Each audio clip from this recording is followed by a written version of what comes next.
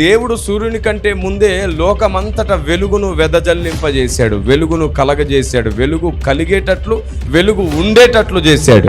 ఇది సూర్యుడని ఒప్పుకోవడానికి ముందు మిగతా గ్రంథాల్ని వెలుగని ఒప్పుకోవాలి.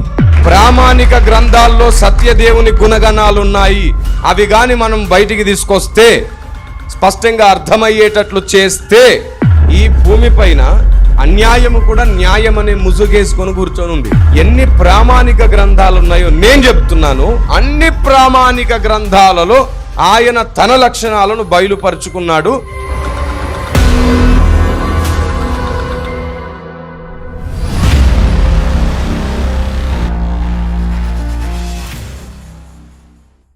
దేవుడు ప్రారంభములో వెలుగును సృజించినప్పుడు వెలుగును చీకటిని వేరు చేశాడని రాయబడింది. ఇప్పుడు సూర్యుని కంటే ముందే ఏముంది? వెలుగుంది. తర్వాత ఏం చేశాడు? సూర్యుని సృజించాడు. దీని అర్థం ఏమిటో తెలుసా?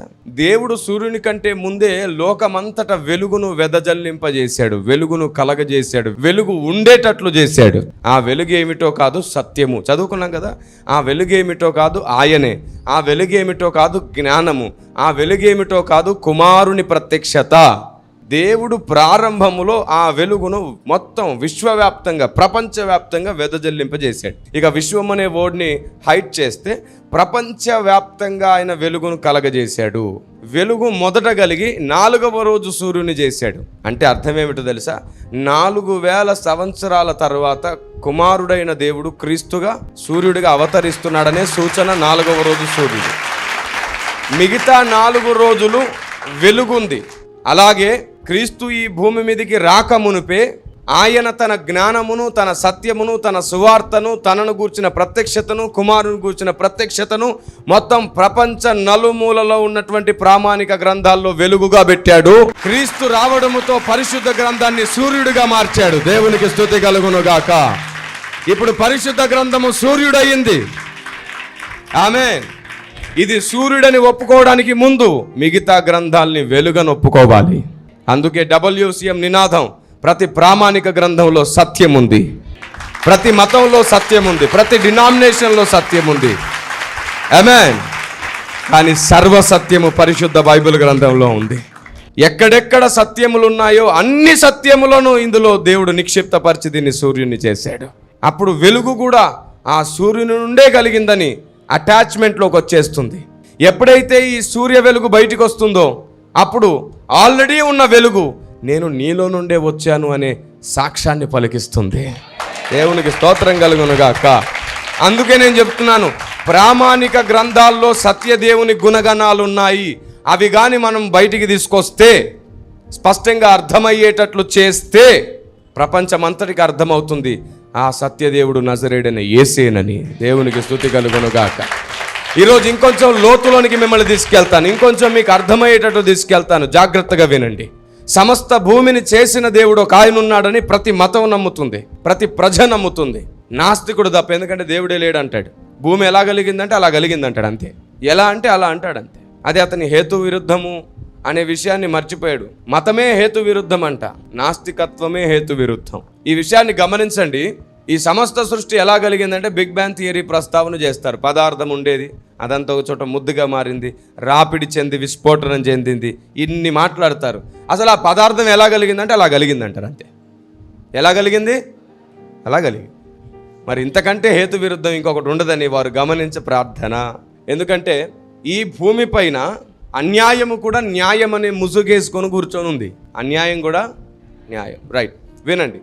అన్ని మతాల వారు కూడా దేవుడు ఈ భూమిని చేశాడు, ప్రజలందరినీ చేశాడని నమ్ముతారు. దేవుడు అందరికీ దేవుడు అని కూడా నమ్ముతారు. నమ్ముతూనే మా దేవుడు, మీ దేవుడు, వాళ్ళ దేవుడు అంటుంటారు. వాస్తవానికి దేవునికి ఏ మతం లేదు. దేవుడు క్రైస్తవుడు కాదు, దేవుడు హైందవుడు కాదు, దేవుడు ముస్లిం కాదు, దేవుడు సిక్కు కాదు, దేవుడు జైను కాదు, దేవుడు బుద్ధుడు కాదు. దేవుడు అసలు ఏ మతానికి సంబంధం లేదు, దేవునికి ఏ మతం లేదు, దేవుడు ఏ మతంలో లేడు. మతం పేరు పెట్టుకుంది మనం, మతంలో ఉంటుంది మనం. మతం కోసం మరలా మతాన్ని ధర్మం అనే పేరిట మనుషుల్ని చంపుతుంది. మనుషులే. కాబట్టి దేవుడు ఏ మతానికి సంబంధించిన వాడు కాదు. కాబట్టి దేవునికి మత ప్రస్తావన చేయగానే ఏమవుతుందంటే మా దేవుడు అనే సపరేషన్ ఏర్పడుతుంది. అట్ ద సేమ్ టైం దేవునికి ఒక పేరు పెట్టేస్తాం కాబట్టి అతను వాళ్ళ దేవుడు అయిపోతున్నాడు. కాబట్టి నేను దేవునిని మత ప్రస్తావనగా గుర్తు చేసుకోకుండా, పేరు ప్రస్తావన కూడా గుర్తు చేసుకోకుండా, పేర్లు పక్కన పెడదాం, మతాలు పక్కన పెడదాం. దేవుడు అనేవాని లక్షణాలు, గుర్తులు గుర్తుపడితే ఎన్ని ప్రామాణిక గ్రంథాలు ఉన్నాయో నేను చెప్తున్నాను. అన్ని ప్రామాణిక గ్రంథాలలో ఆయన తన లక్షణాలను బయలుపరుచుకున్నాడు. అన్నిటినీ ఒక చోట చేరిస్తే మరలా బైబిలే కనబడుతుంది. Praise the lord. బైబిల్ అవయవాలే మిగతా ప్రామాణిక గ్రంథాలు. ఆల్రెడీ నేను 3 సంవత్సరాల క్రితం ఈ ప్రసంగం చేశాను. బైబిల్ తల అయితే మిగతా ప్రామాణిక గ్రంథాలు అవయవాలు అని. ఆమేన్.